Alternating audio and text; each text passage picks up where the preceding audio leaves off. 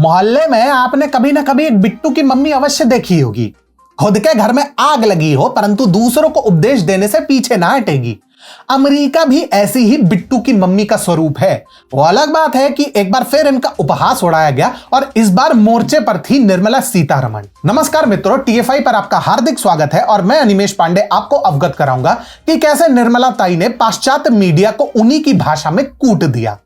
तो अविलंब आरंभ करते हैं। अमेरिकी मीडिया का इस समय बहुत ही बुरा समय चल रहा है। हाल ही में केंद्रीय वित्त मंत्री निर्मला सीतारमण ने सोमवार यानी 10 अप्रैल को वॉशिंगटन डीसी में स्थित American think tank Peterson Institute for International Economics में पश्चिमी देशों को काफी लताड़ा।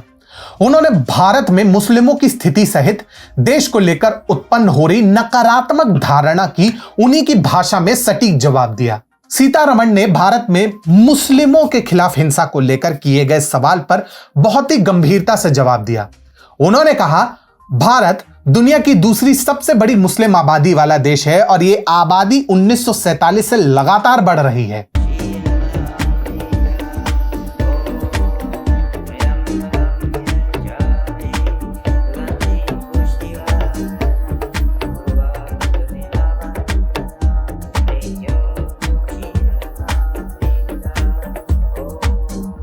इसी बीच किसी अति उत्साही पत्रकार ने अल्पसंख्यकों के अधिकार पर चर्चा करनी चाहिए। इस पर पाकिस्तान में अल्पसंख्यकों का जिक्र करते हुए सीतारमण ने कहा, भारत को विभाजित करके पाकिस्तान का गठन किया गया।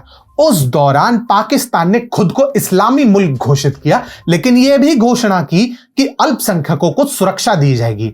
हालांकि वहां हर अल्पसंख्यक वर्ग को पूरी तरह से लगभग खत्म कर दिया। मामूली बातों पर ईश निंदा का आरोप लगाकर अल्पसंख्यकों को दिन रात प्रताड़ित किया जा रहा है। वित्त मंत्री ने आगे कहा, अगर कहीं अल्पसंख्यकों की संख्या में गिरावट आई है तो वह पाकिस्तान है, भारत नहीं। यहां तक कि पाकिस्तान में मुस्लिम समुदायों के कुछ वर्गों को भी खत्म कर दिया गया है। वहां मुहाजिर, शिया, अहमदिया इत्यादि के विरुद्ध हिंसा हो रही है।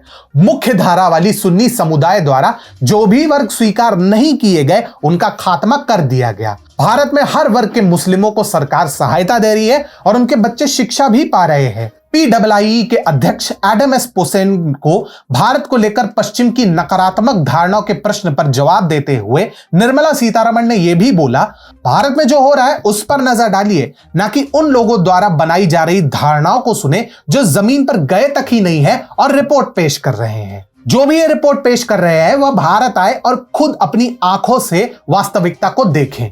पोसेन ने सीतारमण से भारत में निवेश पर असर डालने वाली धारणाओं को लेकर भी काफी सवाल किए।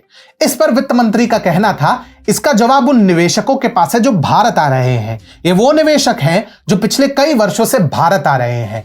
कोई भी निवेशक जो निवेश करना चाहता है उसे मैं सिर्फ यही कहूंगी कि वो ये देखे कि भारत में क्या हो रहा है, ना कि उन कुछ लोगों की गलत धारणाओं पर यकीन करे जिनको जमीनी वास्तविकता से कोई नाता नहीं है और वो बस रिपोर्ट ओटे जा रहे हैं। निर्मला सीतारमण वास्तव में विश्व व्यापार संगठन यानी WTO की बैठक में भाग लेने हेतु अमेरिका आई थी। इस दौरान उन्होंने WTO को भी आईना दिखाते हुए कहा कि उन्हें और अधिक प्रगतिशील बनना चाहिए और सभी देशों की बात सुननी चाहिए, ना कि सिर्फ अपना एजेंडा आगे बढ़ाना चाहिए। और ऐसा पहली बार नहीं हुआ है। निर्मला ताई तो निर्मला ताई, इससे पूर्व भी भारत ने कई अवसर पर अमेरिका की हेकड़ी निकाली है।